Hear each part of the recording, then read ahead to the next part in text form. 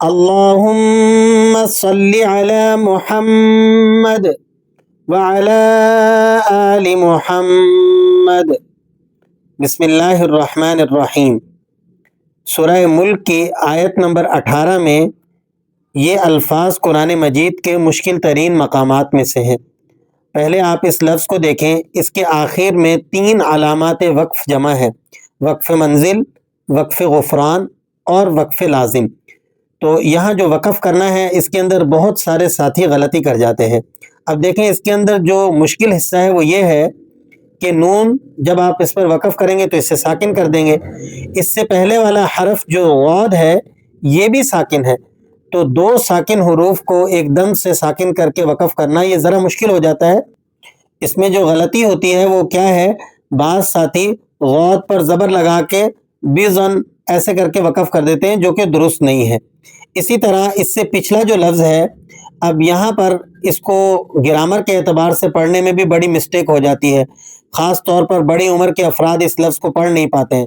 تو میں آپ کو ذرا ٹپ دوں گا، ہجے کر کے اور گرامر سے پڑھنے کے اعتبار سے کسی بھی لفظ کو اگر آپ ہجوں سے یا گرامر سے پڑھنا چاہتے ہیں تو اس میں آپ اس بات کو لازماً ذہن میں رکھیں کہ جب مشدد حرف آتا ہے تو پیچھے والا حرف اس کے ساتھ مل جاتا ہے۔ یہاں فا پر تشدید ہے تو صاد اس کے ساتھ ملے گا۔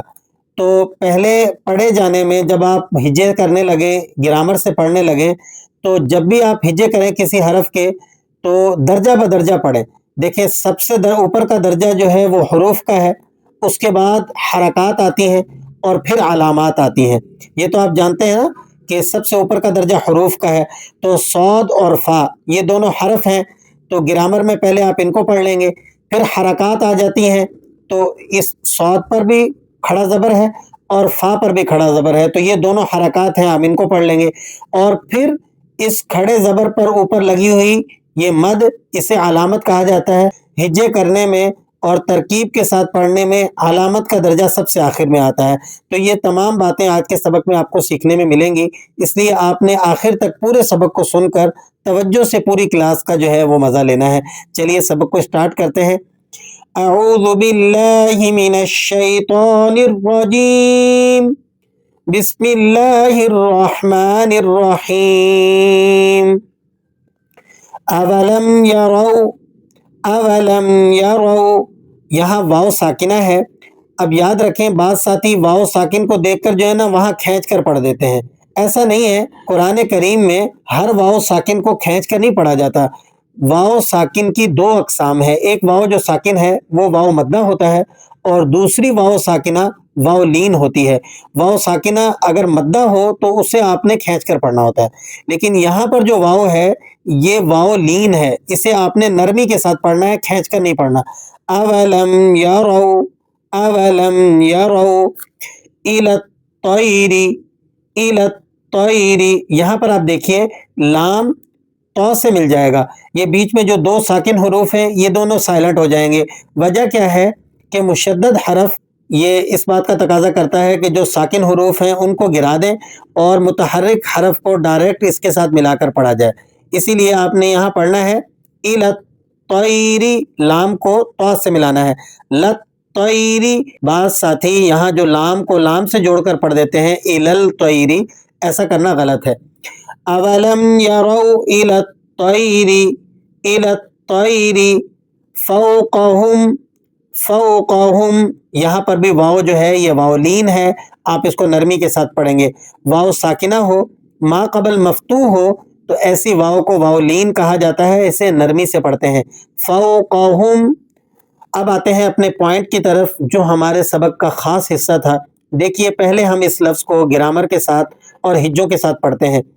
صاد، فا کھڑا مد زبر صا، فا کھڑا زبر فا، صافا، تا واو 2 زیر تیوں، واو زبر و، صافات و، صافات و۔ اب دیکھیں پیچھے سے جب آپ اس کو جوڑ کر پڑھیں گے، فوقہم صافات و، فوقہم صافات و، समझ आ रही है? अब आगे चलिए। या कौफ ज़बर यक, बा गौद ज़ेर बिग, व यक बिग, नून ज़बर ना, व यक बिगना। अब जब यहाँ आप वक़फ़ करेंगे तो याद रखिएगा आपने गौद को भी साइलेंट करना है और नून को भी साइलेंट करना है। नून पर लगी हरकत को आपने तो नून पर लगी हुई हरकत तो आपने गिरा देनी है, लेकिन नून की आवाज़ को आपने पढ़ने में बरकरार रखना है। किस तरह से? वयक़बिग़ुन, वयक़बिग़ुन, इसका जो साउंड है ये थोड़ा सा ख़ास है, आपने इसको ध्यान में रखना है और अच्छे तरीके से इसकी प्रैक्टिस करके इसको पढ़ना है। सॉफ़ातिन वयक़बिग़ुन, सॉफ़ातिन वयक़बिग़ुन। उम्मीद करता हूँ आज का ये मुश्किल तरीन हिस्सा कुरान करीम का आपको आसान तरीके से समझ में आ गया होगा। अब दुआओं में आपने याद रखना है और वीडियो को लाजमन शेयर करना है। इसी तरह आपने हौसला अफजाई के लिए एक दफ़ा लाइक भी कर देना है और अपनी राय का इजहार भी कर देना है, और ये भी बताना है कि आप कहाँ से हमारा सबक देखते हैं, ताकि हमारा ताल्लुक़ जो है वो मज़ीद मजबूत हो जाए। दुआओं में याद रखिएगा।